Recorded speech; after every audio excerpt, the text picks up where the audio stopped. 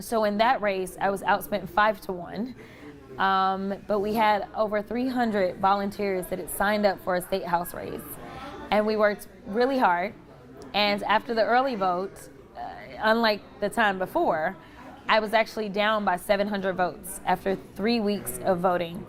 And I was like, all right, we're done. Like, it's over. Like, the trends are the trends. I study trends.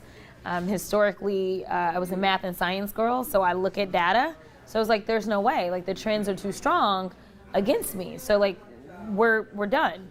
And my team was like, nope, we're going down to elections. Like, it's not over till it's over. And it was about a little bit before 10 p.m. And we continued to kind of eat into that lead. And I was down by 50 votes. And I was like, all right, this is getting interesting. I was like, now what is still out? Because, I mean, basically everything had been counted. And they said, MLK is still out. I said, I think we're going to win this thing. And we did. And we won it by 90 votes. And so I planned to stay in the state house, not forever, but just long enough to get fully vested. And then I was like, it'll be time for me to move on, because I just don't really feel like people should be in elected offices forever. Sure. It's just not really my thing. And unbeknownst to me, my congresswoman at that time had been watching me. And she called me and asked me to run.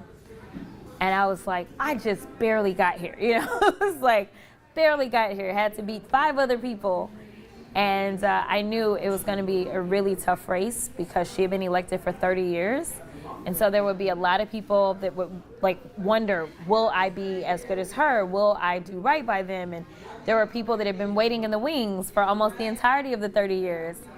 And so I had to go into a 10-way primary to get there. But we made it. And again, you know, it was a former ambassador under President Clinton who really, really, really kind of pushed me over the edge a little bit. He didn't know all the things that were going on, or that my congresswoman had called me, but he had watched me as we had broken quorum, and I had now ended up on national news talking about what was happening in Texas. And he said, I think you should run for Congress. And I said, why? And he said, in Texas, the power never changes. It's Republican, Republican, Republican. He said, but if you really want to do good by your constituents, you should run for the Congress, because the power will shift. And there will be times that somebody's in the majority and you'll be able to do something.